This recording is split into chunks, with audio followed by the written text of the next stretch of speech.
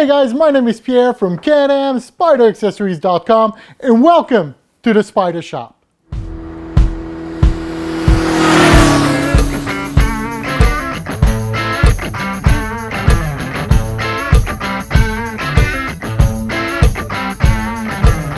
Where'd you go? What'd you do late last night? In today's video, we're going to be doing the installation of the luggage rack for the RT series CanAm Spyder. For this installation, we're going to be using CanAm Accessories, that's big bike parts. We're going to be using their rear trunk luggage rack. And the reason I like this one above all other products that might be on the market is, one, it's probably one of the most inexpensive, so it's a good value for your money. And this one is on an angle. It's not a straight rack that goes across that's parallel to the ground. This one's actually on the same angle as the rear trunk. Why do I like it? Well, it's, when you turn around, you don't have anything that's blocking your view. Plus, it's shielded from the wind. That's very good as well. And it has a big stopper right here at the bottom. It's got a huge stopper, so if you put a bag there, a backpack or something that's like an oval shape, soft material, it gives you a lot of a stoppage to be able to strap that baby nice and tight. It's tubular, it's got tubes, and it's not a flat surface, so it gives you a lot of option to strap it down as well. So that's why I like it so much. It comes in two colors. It comes in the black. It does come in chrome as well, and we usually always have that in stock at the shop because we do sell a couple of weeks, so we keep it in stock.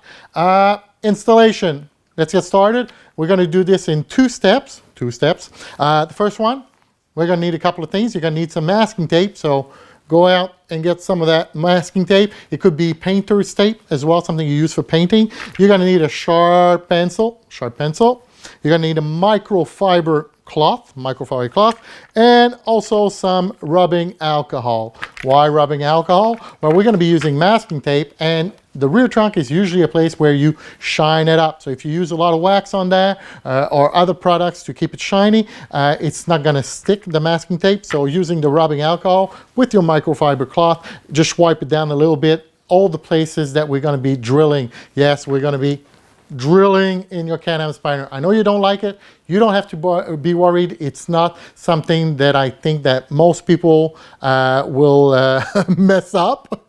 Most people. Now, kidding aside though, we're going to be marking, and with a nice drill bit, you'll see it's like butter, it goes right through. We should be okay. I know you're intimidated, but we're going to be okay. As you can see, I've already done the installation of mine.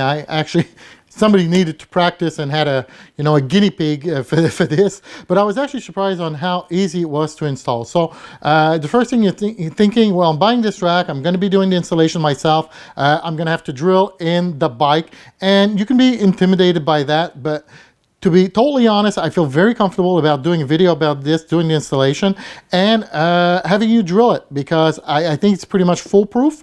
They say measure twice and cut once, but we'll be measuring 10 times and drilling one time. So, and I think it's good that you can see the finished product and understand and visualize a little bit where we're going towards. When you get a sheet of paper sometimes and you just have instruction, no pictures, it's kind of hard. So the video is supposed to help you out that way. I hope it does. All right, so you can see that you have 4 points that you're going to be drilling. So these 4 points here, when you take your rack out, it's actually got like little rubber caps on the bottom of it. So you can actually take it and put it on your bike without scratching. Now, the reason for that is for you to visualize exactly where you want to put it. So that's going to be the first thing. So just play around a little bit with that, understanding the reference points that you're going to be needing. So don't start putting masking tape straight away. Just take the rack out, leave the rubber, caps on, and start playing around with it on here and just seeing how it fits. Now, you want to look, you have a center line right here.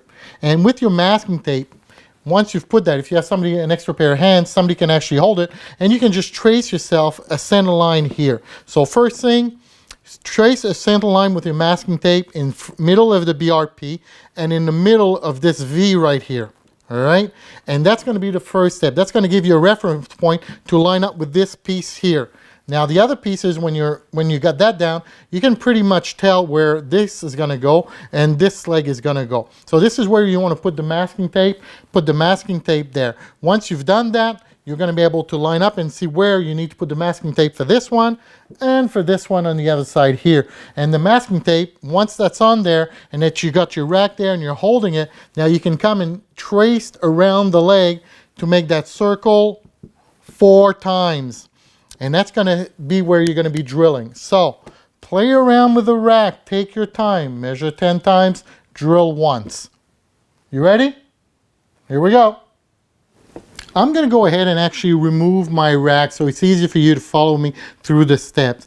As I'm thinking of doing this and I'm going through the video, I'm remembering that when I did installation a little while back, I have a light right up here. You might have the big ones, you know, that come, that are chrome that go here as well. You might have something like this. If you have a light that comes here, that means that when you're going to be taking off the lid to your trunk, you're probably going to have the wire. I don't know if you have a quick connect to it. If you do, it's going to be nice and easy. You're going to take that off. You're going to go towards a work table where you can actually hold down the trunk lid, and it's going to be easier to drill. If you can't do that, you're actually going to have to drill it here. So you're going to have to, you know, have it on the rear seat and drill there. I don't say it's impossible. That's actually how I did my installation, because I couldn't get to the quick connect here, and I decided to drill it there. As you can see, I did a good job. I'm not the most mechanically inclined kind of guy, but I got through it very easily and I didn't make a mistake. So I'm going to go ahead and take this off. See you in a bit. The rear trunk lid is actually made of 2 pieces. So you got the inner and the outer lids, if you want them, that covers.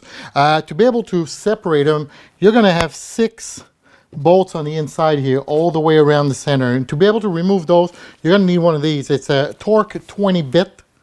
You can use that on, don't use a big drill, but you can actually use an electrical screwdriver or just do it by hand. So that's the first step. Let's go ahead and get that removed.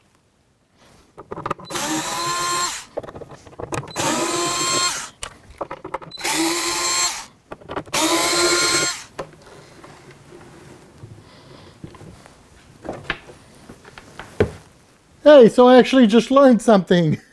I did have a quick I did have a quick connect wire, and it's right here. So I'm actually going to be able to remove it this time and go work on that work table. It's going to be much easier.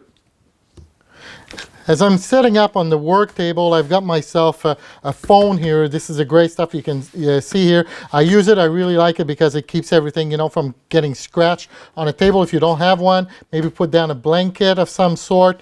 Make sure you just get, you know, make sure it's stable so it doesn't slide around too much, because that's going to be a problem when you work. I really like the fact that I had worked on this before, and now I can actually show you a little bit on the inside. You can see the 4 screws where they come through, and you got those wedge washers in there as well, and you can see a little bit on how it's going to be done. And the plastic that you have there is actually very thin. It's maybe about 1/8, not even, so you can see it's going to be like butter to work through. To help me better work, I've put some wood blocks here in the back, so I'm replicating the angle that this is on the bike, so it's going to help me visualize when I do my setup. The holes have already been drilled on this, so you can see that I got one here, here, one here, and one here as well. As you're lining yourself up, I'm going to have to be careful here because I don't have those rubber caps anymore, but you do, so it's going to be easier for you to put down. As I'm lining myself up like this, I want to be able to line myself up with that BRP logo down here and this centerpiece that's right there. So if you want to go ahead, this might be something you want to do. You take some masking tape, and we're going to be using one of the outer edges to line ourselves up. So there we go. So lining up the center here with the center of the BRP logo. So this is going to be the, well, not the first challenge, but you know, you can swing back and forth here, and this helps you usually line up. Down. And as I'm looking at my BRP logo, line myself up. I feel comfortable with that. Now this is going to be my center line. Now once we've lined ourselves up like that, and we've got the center line with the center of this tube here. Now you can pretty much, like I said, visualize where you're going to be needing to put some masking tape. So I'm going to start up with the two top ones right there. Once you have it pretty much lined up and you're happy with it, now if you're right-handed like myself, you got your pen in your right hand, you're using your left hand in the center so it doesn't swing in and out. It's easier that way.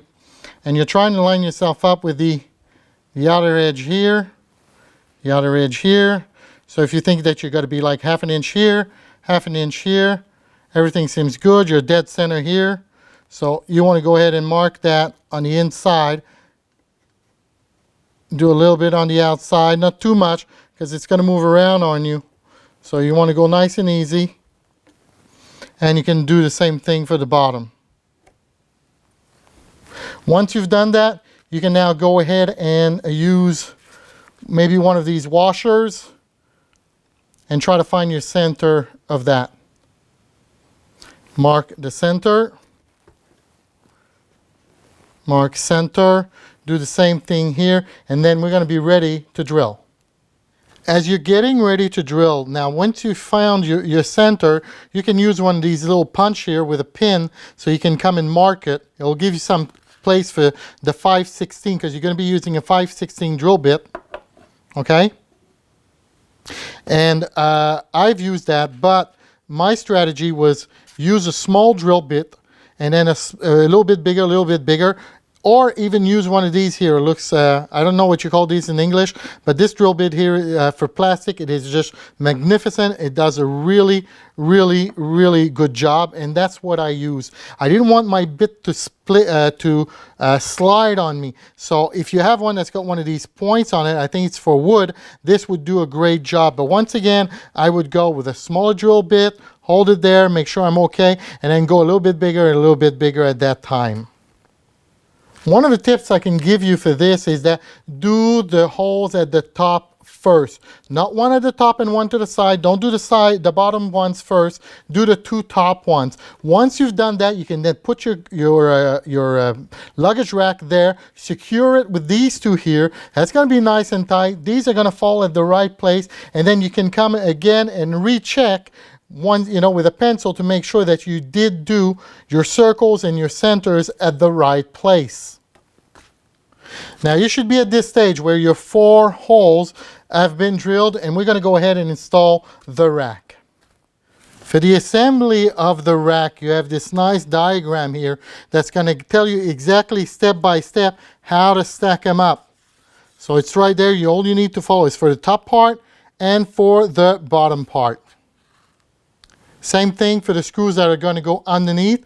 Since we're on top, we're going to be using the small angled washer with a rubber washer on both sides. And the blocks are actually going to help you with your hands to be able to get underneath without everything moving, so we can work on that side of the table. Now what's nice about this is that the rubber washer is actually so tight that once you've put it, it actually holds the screws there. For those screws, you're going to need a 532 Allen key bit. You want to do these by hand, so if you have a small screwdriver like that, nice and easy, it'll be easy to go in there and get that done.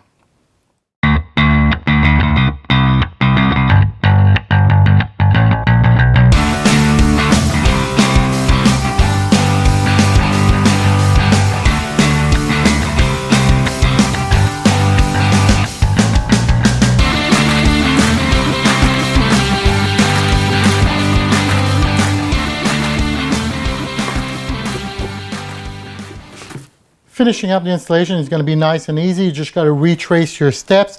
All you got left to do now, you got your rack. If you had wires because you had a light, don't forget to plug those in.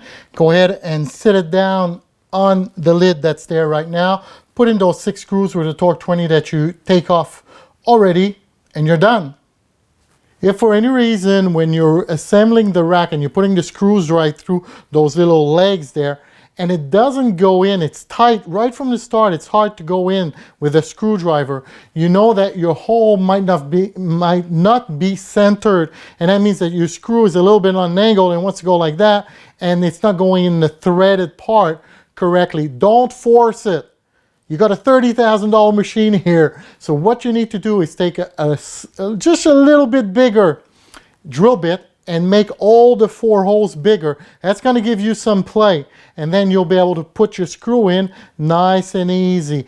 Take your time. Don't get frustrated if you're having trouble and that screw's going like that. All you have to do is make the little holes a little bit bigger. You have a lot of protection because the washers that you have are a lot bigger, so it's going to cover a little bit. You don't want to make one hole too big and then you have a piece of like a hole of daylight coming through. You want to make all 4 holes a little bit bigger. That's going to give you more room to play around with the rack and make sure you can find the hole in the threaded part with a bolt nice and easy.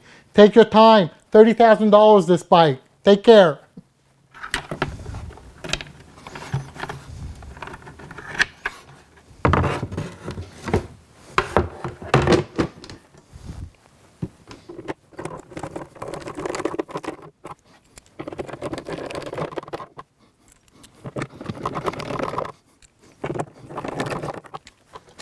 That was the installation of our RT luggage rack for the RT series. I hope it wasn't as bad as at the start you thought it was going to be. A little intimidating, but it does go rather well if you take your time. So once again, I thank you very much for watching our videos. You can watch us on Spyder TV.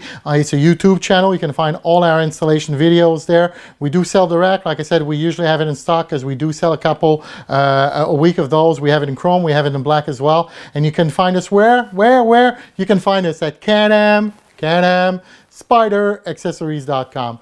Once again, a big thank you. I hope to see you on the road somewhere in the USA or Canada. By the way, if you're watching this and you're in Australia, you're in Europe, and you want to buy one of these, all you have to do is go on the website, and to get a quote on shipping, you simply send us a message through the contact form and we'll quote you on shipping, because we do ship all over the world. Why? Because we're CanAm Spyder Accessories.